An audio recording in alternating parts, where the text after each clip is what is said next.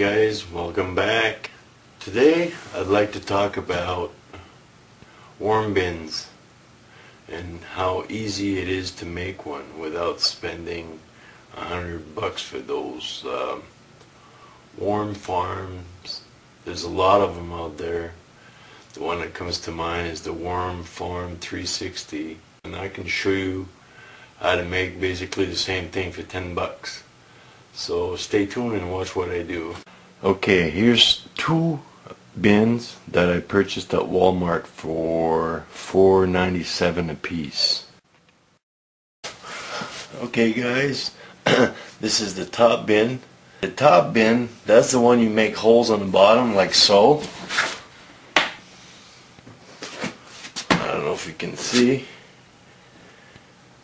Okay, you make like 9 holes or whatever.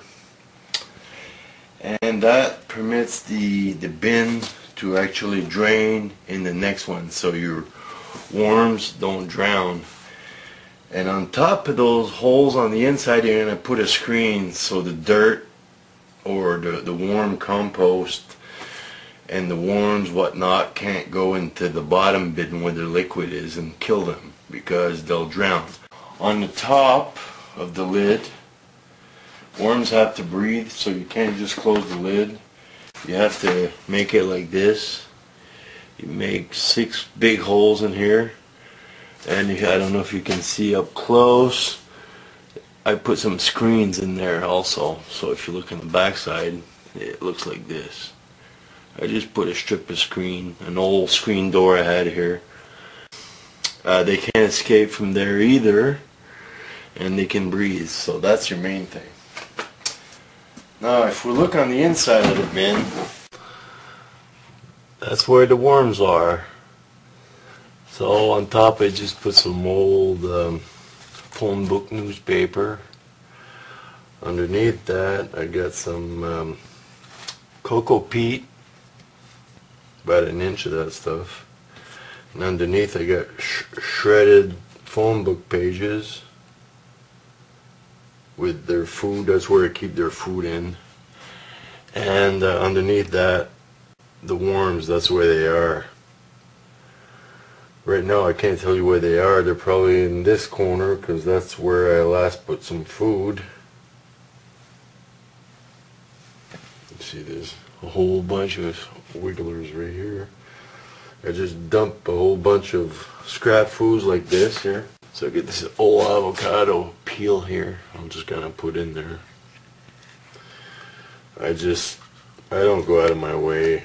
I don't blend it or nothing like that. Some people blend it, I don't. I just tear it up and put it in there. Avocado is actually a treat for them.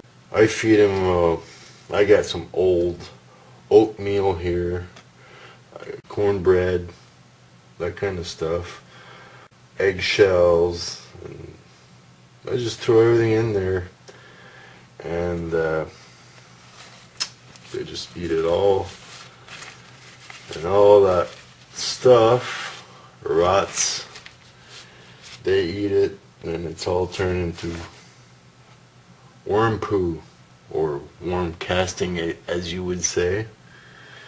Now once I put my food in there, I just bury this back up and put my newspaper in there to keep it kind of moist or whatever in there, and that's about it. And all the liquids or whatnot on the bottom of this bin will drain into the bottom bin. This is gonna keep rising up, rising up, rising up. The more food I put in, the more they're gonna eat and turn into casting, and the higher it's gonna get. When it gets to about to the top here, I'm just gonna take it out and dump everything and separate my worms and take all the casting and put it in a separate bin and just start over again. It's pretty simple. Of course it takes a while. Don't expect it to have worm casting in a week. It's not going to happen. It takes months. At least 3, 4, 5, 6 months to have you know, a few gallons of it. And to fill a tub like this probably takes a year. So In either case, I got 1,300 worms in here. I keep a little layer of dirt or cocoa peat on top because they like cocoa peat. The cocoa peat also acts as a barrier, smell barrier. There you have it.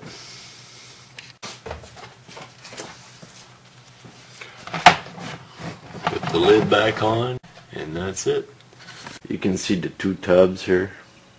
The bottom one just catches the liquids.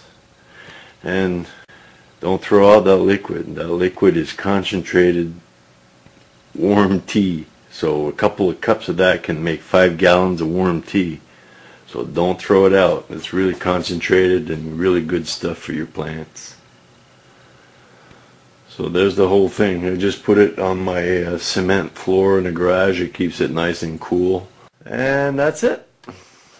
$10.